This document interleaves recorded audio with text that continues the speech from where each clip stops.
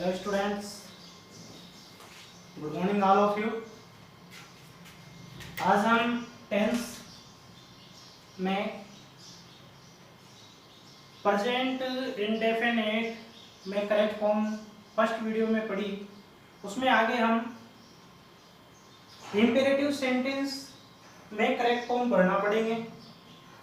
Exam में imperative sentence आ जाए तो उसमें करेक्ट फॉर्म क्या भरनी है, ये इस वीडियो में अपन पार्ट सेकंड में सीखेंगे। तो सबसे पहले तो स्टूडेंट्स आपको ये पता होना चाहिए कि इंपेरेटिव सेंटेंस का आइडेंटिफिकेशन एग्जाम में आप कैसे करोगे। आपको पहचानना आना चाहिए। सेंटेंस कोई भी आ जाए तो उसका आइडेंटिफिकेशन आपके लिए फर्स्ट प्रायोरिटी है। सेंटेंस पहचानने में आने पर ही आप उसकी करेक्ट फॉर्म भर सकते हो। तो इसके लिए आपको देखो, यहाँ पर इंपेरेटिव सेंटेंस के लिए परीक्षा के लिए पहचान बताइए। मान लीजिए कि कोई वाक्य है, उसमें फर्स्ट में रिक्त स्थान आ जाए, ठीक है, तो वो भी इंपेरेटिव है। जैसे पोस्ट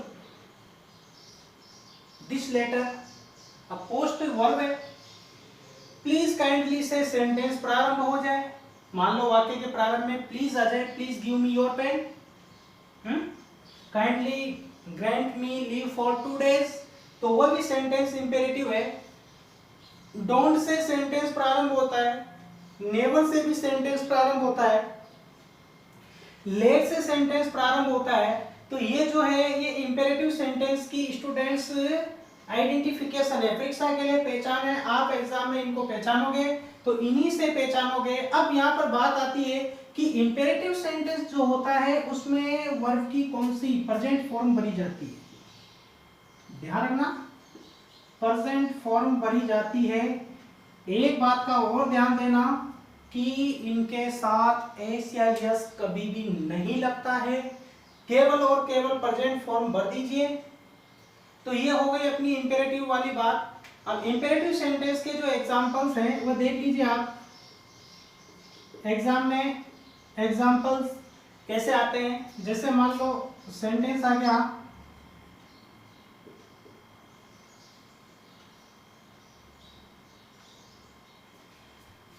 यहां पर ब्रैकेट में आ गया पोस्ट, दूसरा सेंटेंस आ गया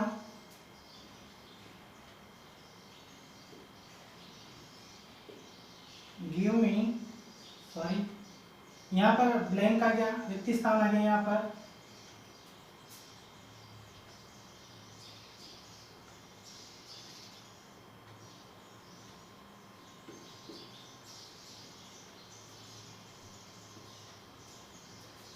अगला सेंटेंस मान लीजिए आ गया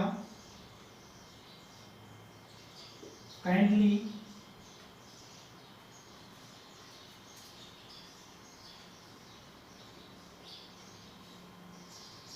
माई transfer certificate.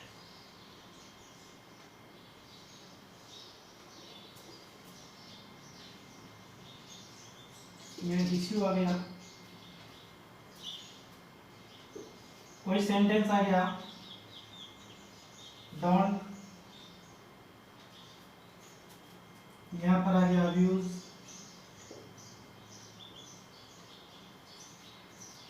My mother. Sentence को अच्छी तरह पहचानना है स्टूडेंट्स, एग्जाम में आइडेंटिफिकेशन ही जरूरी है।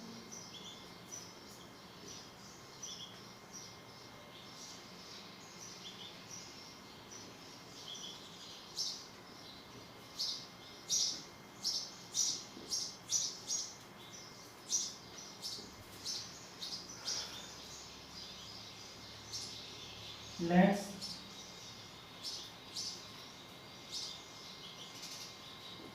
read this book।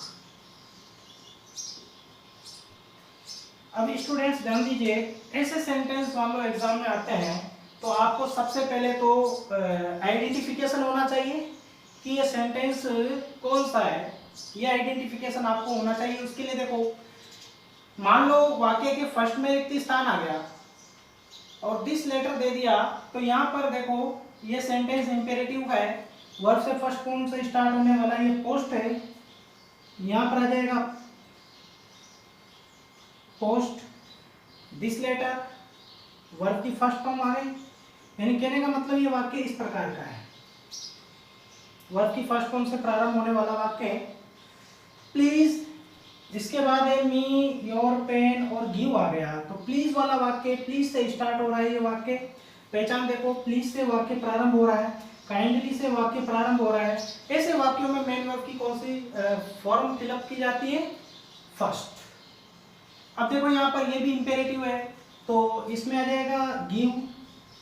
और एक बात नोट करना, बार बार बता रहे हैं कि इसमें आप ऐसे यस नहीं लगाओगे, इंपेरेटिव में केवल और केवल वर्ब की प्रेजेंट फॉर्म ही बनी जाती है।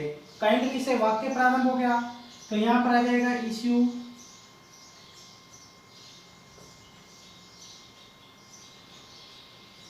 इसके बाद आगे देखिए don't abuse my mother. Abuse का मतलब होता है गाली गलौज करना, गाली देना। अब यहाँ पर डोंट से आपका वाक्य प्रारंभ हो रहा है, ये जो वाक्य ये डोंट से प्रारंभ है, और ये दोनों जो वाक्य हैं ये प्लीज काइंडली से प्रारंभ है। डोंट से वाक्य प्रारंभ है या नेवर से वाक्य प्रारंभ होता है, तो इसमें देखो आ जाएगा अब्यूज, इसमें आ जाएगा नेवर से प्रारंभ में टेल, और इसमें आ जाएगा देखो लेट से प्रारंभ, लेट से वाक्य प्रारंभ है। लेट से आपको पहले बताया 3 प्रकार के वाक्य प्रारंभ होते हैं, तो इसमें आ जाएगा रीड।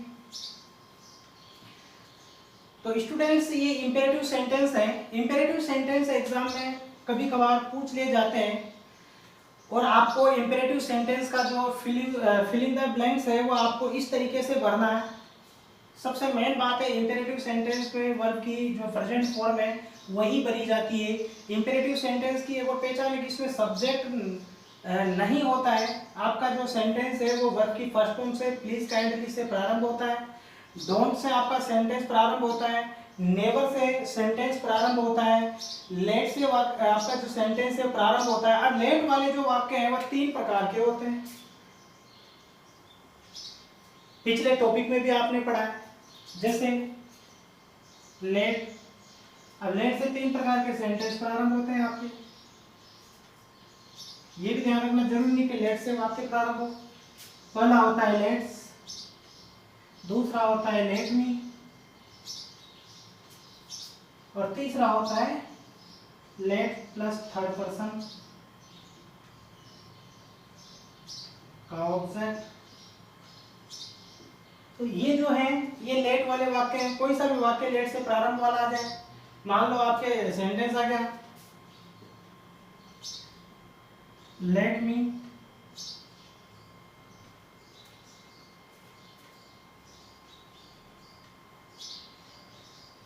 pluck the flowers,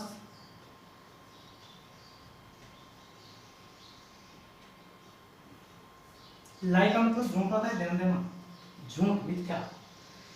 मान लो आपका सेंटेंस आ गया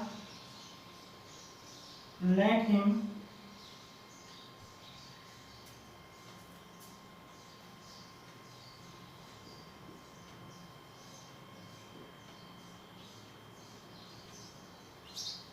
स्टोरी। लेट मी से वाक्य प्रारंभ है, इट मीन्स ये भी इंपेरेटिव है और ये भी इंपेरेटिव है। इनमें भी देखो वर्ब की फर्स्ट फॉर्म आ जाएगी, इसमें रीड आ जाएगा।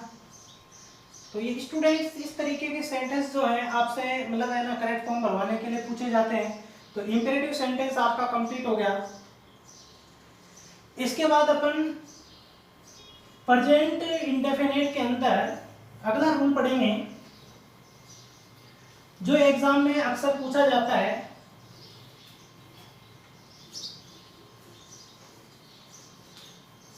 आपका टेंस चल रहा है प्रेजेंट इंडेफिनिट,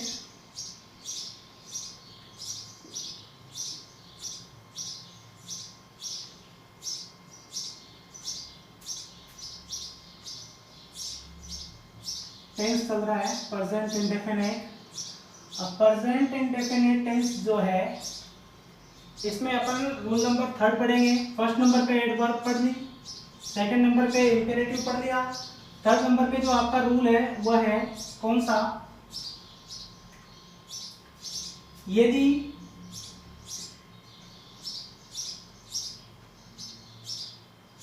सेंटेंस में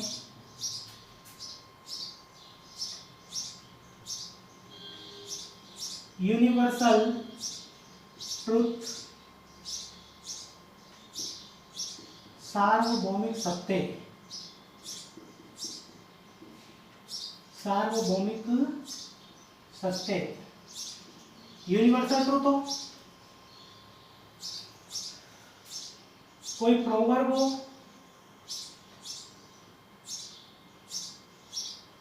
या मैक्सिम्स हो,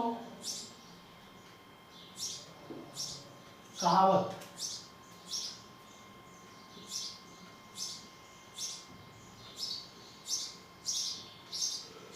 कोई साइंटिफिक फैक्ट हो,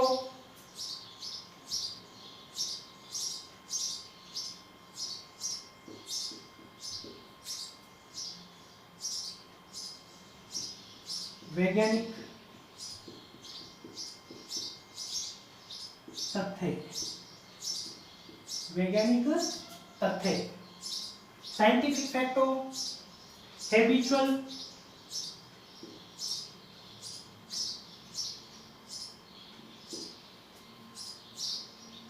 ट्रुथ हो,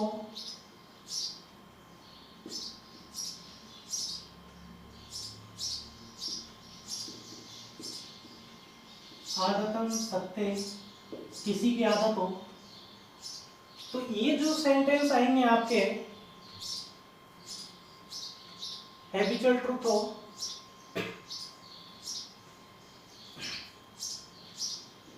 का भाव हो,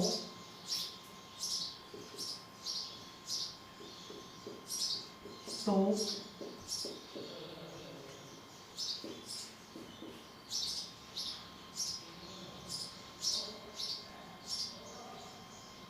रिक्त स्थान में मैन वर्ब की फर्स्ट फॉर्म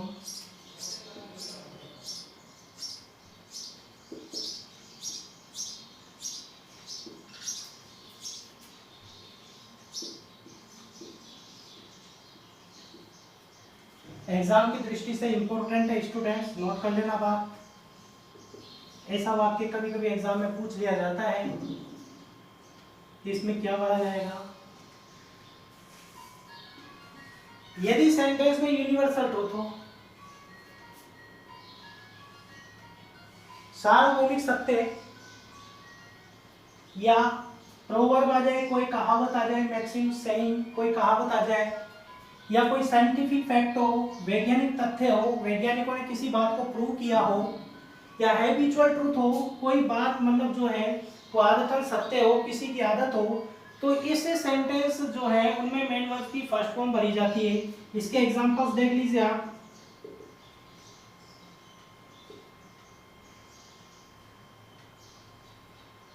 ऑनेस्टी,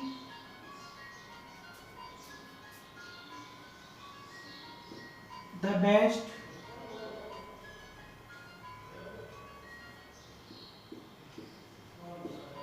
अच्छी तरह देखिए सेंटेंस को। ऑनेस्टी, इसके बाद है the best policy, be, be की करेक्ट फॉर्म भरनी है। तो ये सेंटेंस देखिए, इसमें प्रोवर्ब है, कहावत है, प्रोवर्ब है यानी मैक्सिम्स है, कहावत है। जिसमें प्रोवर्ब हो, कोई कहावत हो, तो उसमें वर्ब की प्रेजेंट फॉर्म करेंगे। तो बी, बी की, अब देखो स्टूडेंट्स यहाँ पर बी, अब बी का मीन्स आप ये मत लेना कि बी की बी वर्दी। बी जो है इसका रूप देखिए आप, बी का मतलब होता है is, am, are, first form के रूप में होता है ये। इसकी सेकंड फॉर्म होती है वॉज वर, थर्ड फॉर्म होती है बीन, और प्रेजेंट पार्टिसिपल फॉर्म होती है बीइंग। अब इधर ध्यान दीजिए, बी, बी का मतलब यहाँ पर फर्स्ट फॉर्म भर दी अपन को। अब फर्स्ट फॉर्म क्या भरी जाएगी, ये तो नहीं लिखा जाएगा, इनमें से भरेंगे। तो ऑनेस्टी क्या है, सिंगुलर है, ऑनेस्टी क्या है स्टूडेंट, सिंगुलर है। अब सिंगुलर के लिए क्या करेंगे, इज भरेंगे, सिंगुलर के लिए इज भरेंगे। तो इस तरीके से ये सेंटेंस हो गया। अगला एग्जांपल देखिए आप,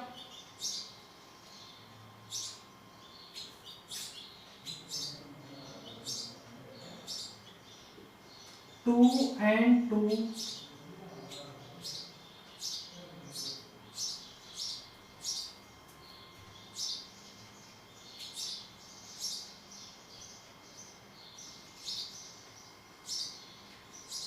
4.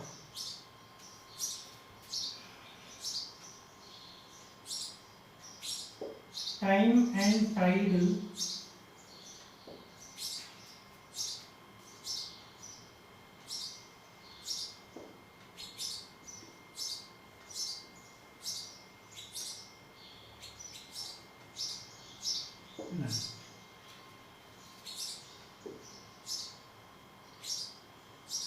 slow and steady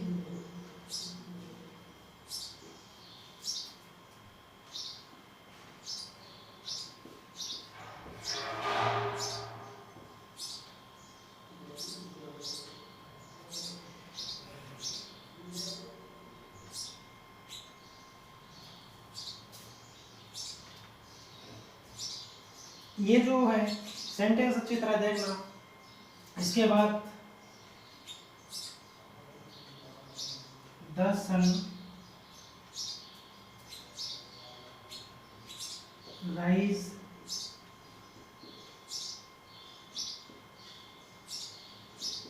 east.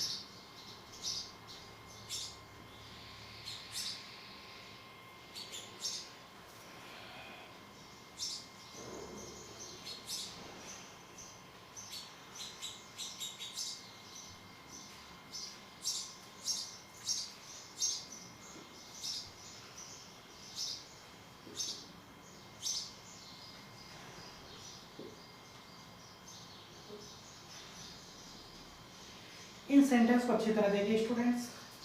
2 and 2, इसके बाद है 4। अब आपको डाउट होगा, ध्यान देना अच्छी तरह से। मैन वर्ब की फर्स्ट फॉर्म भरी जाती है, ठीक है, और रूल वही लगेगा। अगर कर्ता एक वचन है तो ऐसे एस जुड़ेगा, ध्यान रखना। कर्ता एक वचन है तो ऐसे एस जुड़ेगा, ये बात आपको बताने की जरूरत नहीं है, ठीक है। कब जुड़ेगा ऐसे एस? जब कर्ता एक वचन होगा, इसमें तो जुड़ेगा नहीं, इनमें ध्यान दो। 2 and 2, इसके बाद है 4। अब यहाँ पर ध्यान देना, आपको दिखने में तो ये बहुवचन दिख रहे हैं, 2 and 2, 2 और 2। अब इसके बाद ये प्लूरल है, लेकिन ध्यान देना यहाँ पर मैक भरा जाएगा, मैक्स भरा जाएगा, ध्यान देना students. Time and tide, slow and steady, इन तीनों एग्जाम्पल को देखिए। ये तीनों एग्जाम्पल जो हैं वो क्या दिखाते हैं? जब दो सब्जेक्ट एंड से जुड़े हों और एक ही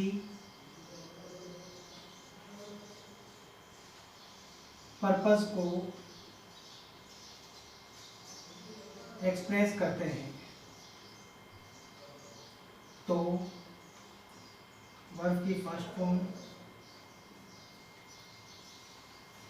सिंगुलर वर्ब आई। अब देखो 2 and 2, 4 यूनिटी को व्यक्त कर रहे हैं कि 2 और 2 4 होते हैं, 2 और 2 4 होते हैं। तो यहाँ पर इसको 4 को व्यक्त किया, यूनिटी को, एक ही पर्पस को व्यक्त किया। टाइम एंड टाइड, समय और लहरें, फॉर नन, किसी का इंतजार नहीं करते हैं, तो ये भी एक पर्पस को व्यक्त कर रहे हैं, तो इसमें भी आ जाएगा वेट्स, ठीक है।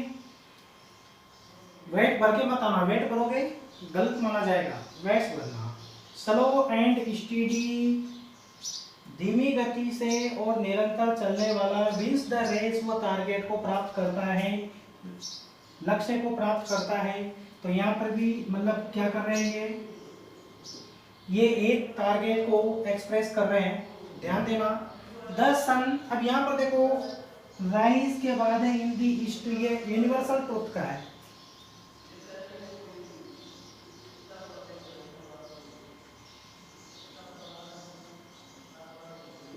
यूनिवर्सल शाश्वत सत्य है, तो यहाँ पर आ जाएगा राइजेस, क्या आ जाएगा राइजेस, ठीक है। डॉग्स, ये हैबिट हो गई। बार्क एट द स्ट्रेंजर्स, कुत्ते अजनबियों की तरफ भौंकते हैं, तो ये उनकी क्या हो गई हैबिट, हैबिचुअल हो गया, हैबिचुअल ट्रूथ हो गया। तो स्टूडेंट्स कहने का मतलब है ये यहाँ पर प्लूरल है, प्लूरल है तो बार्क आ जाएगा, सिंगुलर है तो बार्क्स आ जाता। ये ध्यान देना, रिक्त स्थान में मेन वर्ब की फर्स्ट फॉर्म पढ़ते हैं। अब इसमें ऐसे यस कब जोड़ते हैं, ये भी अगर आपको ध्यान नहीं रहता है तो लिख लो, ऐसे यस कब जोड़ते हैं, एक वचन सब्जेक्ट होने पर, ध्यान रखना। तो ये हो गया आपका प्रेजेंट इंडेफिनिट टेंस, जिसमें अपन ने ये नियम पढ़े हैं। इसके बाद इसका एक और एग्जांपल देखिए, एक और रूल देखिए आप, इसके बाद ये प्रेजेंट इंडेफिनिट टेंस पूरा हो जाएगा।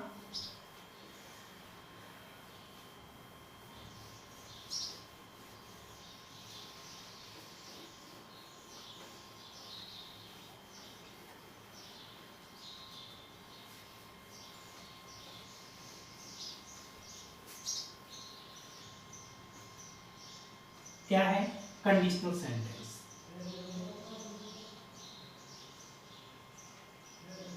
कंडीशनल सेंटेंस परीक्षा में कभी कभी ये पूछ लिया जाता है। कंडीशनल सेंटेंस, कंडीशनल सेंटेंस जो है कैसे आएगा, ये इधर इफ से प्रारंभ होता है, ध्यान देना।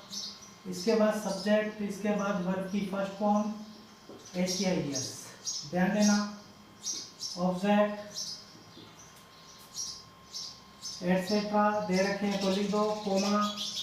इसके बाद सब्जेक्ट, सब्जेक्ट के बाद इधर आ जाएगा सेल, विल,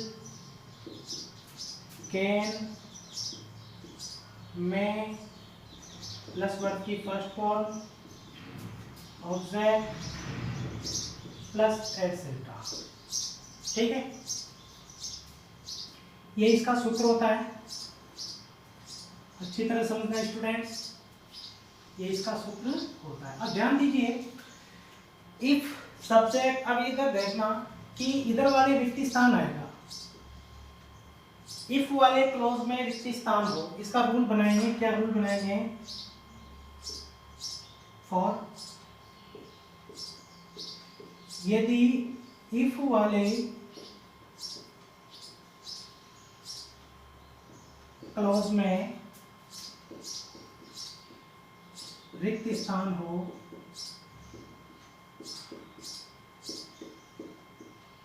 और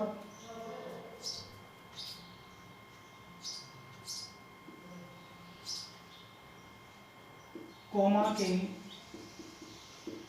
बाद वाले क्लॉज में मॉडल प्लस वर्ब की फर्स्ट फॉर्म, वर्ब की फर्स्ट फॉर्म हो, तो रिक्त स्थान में वर्ब की फर्स्ट फॉर्म एस बढ़ते हैं। ध्यान दीजिए स्टूडेंट्स, ये वाला जो इफ वाला जो क्लोज है ये कंडीशनल क्लोज कहलाता है। कंडीशनल क्लोज, ये जो हिस्सा है ये कंडीशनल क्लोज कहलाता है। कौन सा कहलाता है,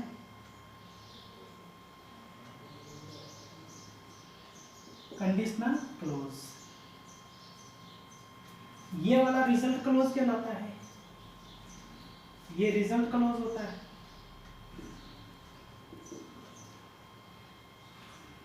अब अगर मान लो रिजल्ट क्लोज में मॉडल दे रखा है, रिजल्ट क्लोज में मॉडल दे रखा है और इधर का पूछा जाए तो वर्ब की फर्स्ट फॉर्म एस भरना है। सेंटेंस देखिए इसका,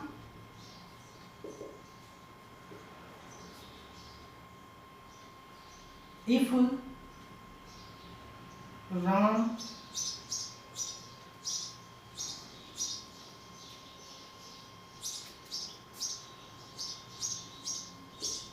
go to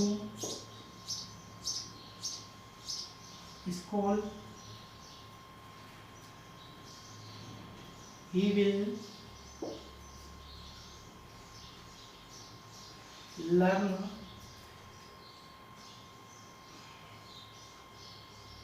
English grammar.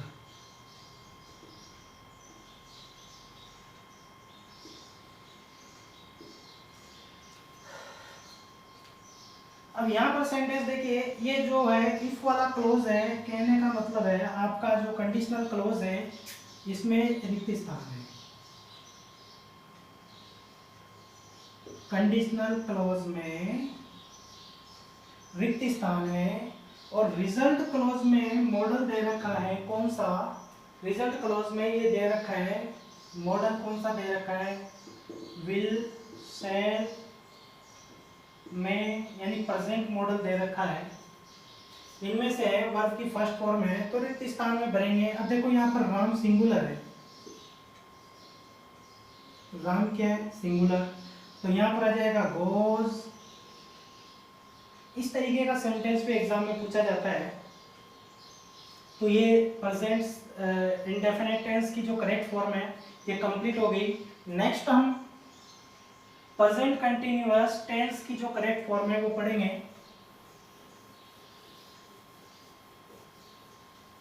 Present continuous tense या प्रोग्रेसिव, दूसरा नाम है इसका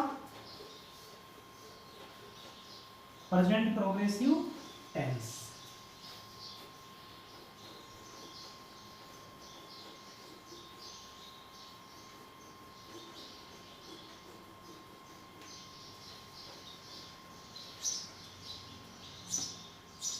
present continuous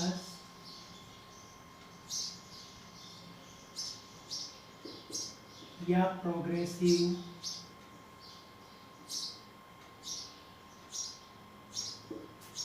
tense.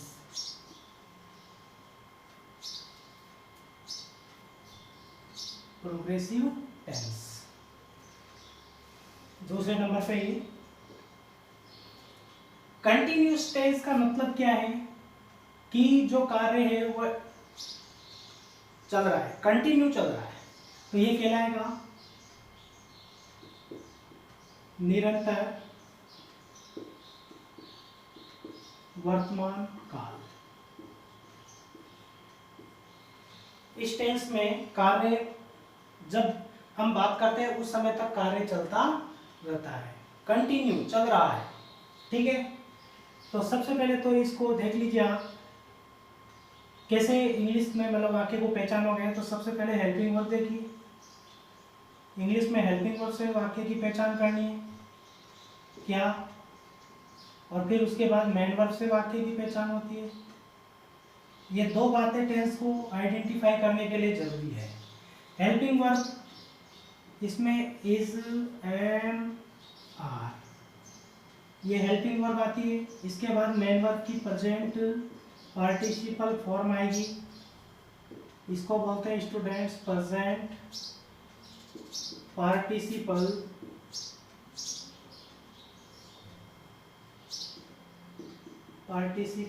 Form, present participle form, ये इसकी पहचान है। हेल्पिंग वर्ब इज जो है इज सिंगुलर सब्जेक्ट, ठीक है, एम ओनली फॉर आई, केवल आई के लिए। इसके बाद आर, आर जो है वो प्लूरल सब्जेक्ट्स,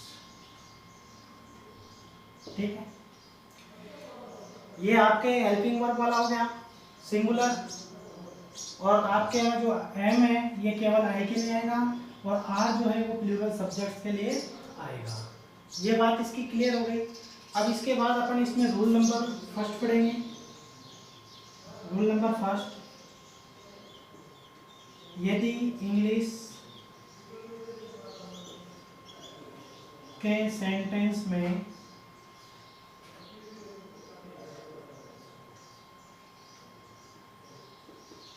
इंग्लिश के सेंटेंस में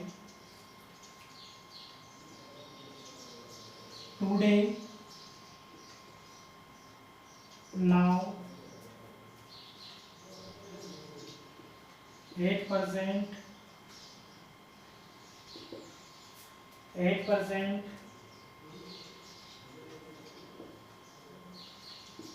at this time,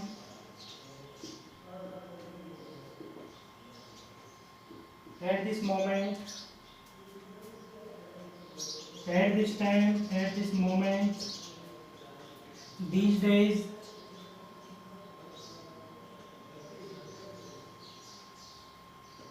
these moments,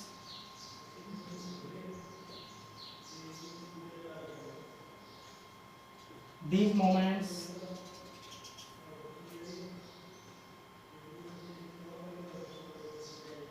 look,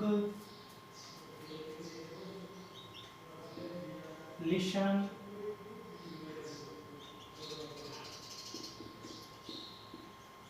आदि शब्द आए तो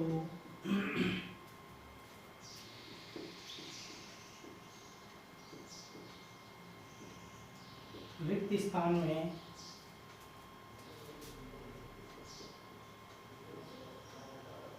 इस्तेमाल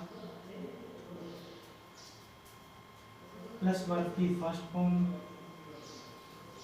प्लस आईएनजी भरते हैं। ध्यान देना,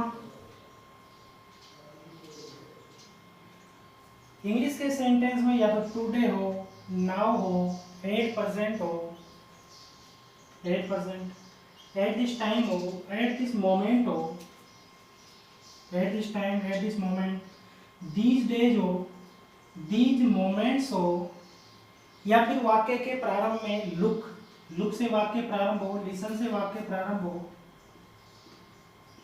वाक्य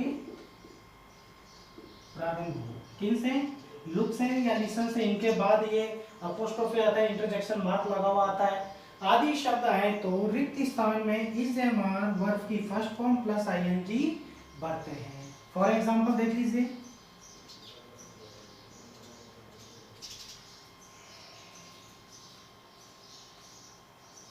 वी ब्लैंक प्ले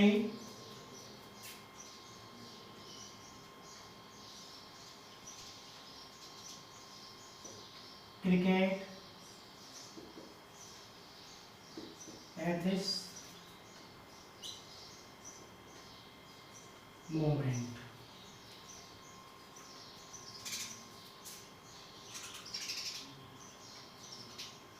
Look,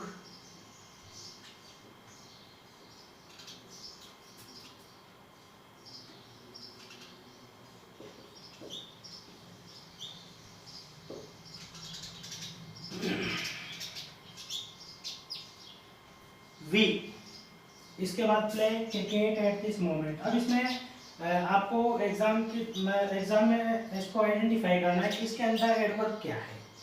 देखो चार्ट में आपको नजर आ रही है at this moment, at this moment आ रहा है, इसमें देखो इसमें वाक्य प्रारंभ हो रहा है लुक से और एक है, कभी कभी मतलब है ना दो पहचान आ जाती है, बाकी लुक से है, सबसे मेन पहचान है या नाउ से है।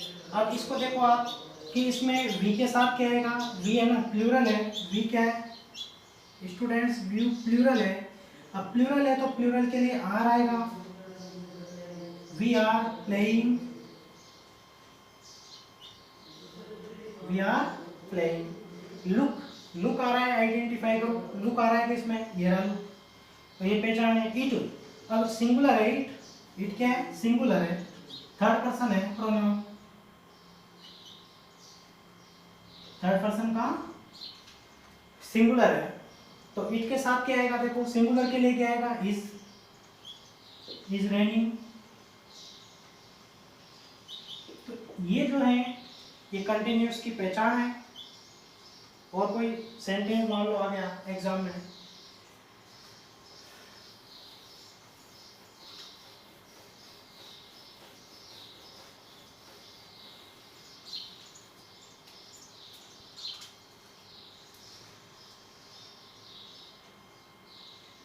The players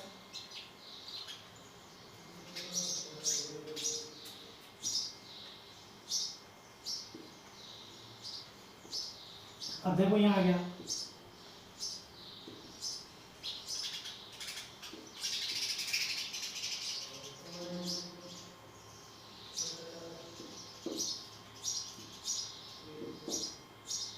in the playground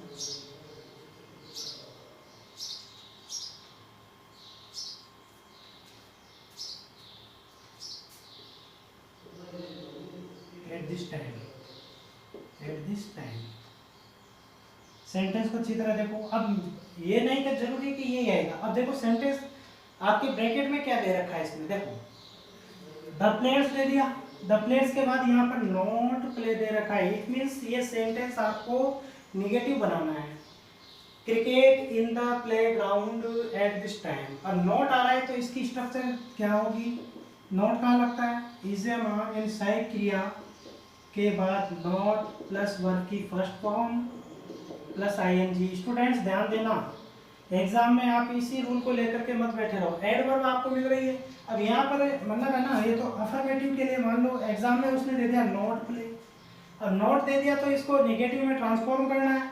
अब निगेटिव में कैसे करोगे, जैसे प्लेयर्स, अब प्लेयर्स सिंगुलर है या प्लूरल है, पहले देखो ये क्या है, प्लूरल है।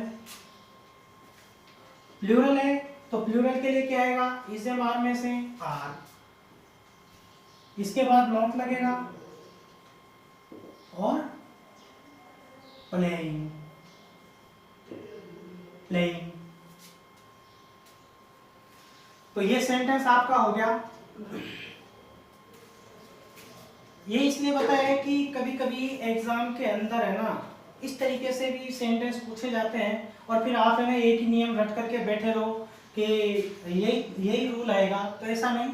वाक्य है ना निगेटिव भी दे सकता है वो, ठीक है, वो आपको वाक्य निगेटिव भी दे सकता है। कभी कभी वाक्य वो ऐसे भी दे सकता है, मान लो उसने वाक्य दे दिया, शुरू में रिक्त स्थान दे दिया, ठीक है, और इसके बाद लिख दिया राम, इसके बाद ब्लैंक दे दिया, ठीक है। अब ये दे दिया, इसमें पूछा है रीड, रीड की करेक्ट फॉर्म भरनी है, दिस स्टोरी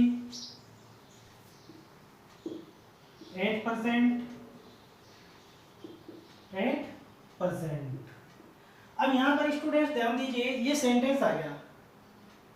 अब इसमें पहचान, सबसे पहले तो आपको पहचान करनी, जैसे इस वाक्य में आपने पहचान की एट दिस टाइम से, इस वाक्य में पहचान करनी 8% से।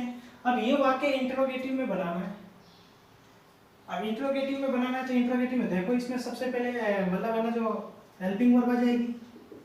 हेल्पिंग वर्ब के बाद इसकी स्ट्रक्चर है सब्जेक्ट, फिर वर्ब की फर्स्ट फॉर्म प्लस आईएनजी है, ठीक है, इस तरीके की स्ट्रक्चर है। इसके बाद ऑब्जेक्ट प्लस एटसेट्रा दे रखा है, लास्ट में क्वेश्चन मार्क दे रखा है। यहाँ से पहचान करो ये इंटरोगेटिव है। अब इंटरोगेटिव है तो सबसे पहले इसमें देखो राम के अकॉर्डिंग क्या आएगा, इज, राम के अकॉर्डिंग आएगा इज। ध्यान देना स्टूडेंट्स, कभी कभी एग्जाम में ऐसे सेंटेंस पूछे जाते हैं और यहाँ पर आ जाएगा ये सब्जेक्ट है, अब यहाँ पर आ जाएगा रेडी। कहने का मतलब वाक्य को किसी भी तरीके से घुमा फिरा करके दे सकता है। आपको आपका टारगेट ध्यान रखना है, इस तरीके से आपको कंटिन्यूअस टेंस को करेक्ट फिलअप करना है। आई होप आपको ये टॉपिक समझ में आया होगा। Thank you, have a nice day.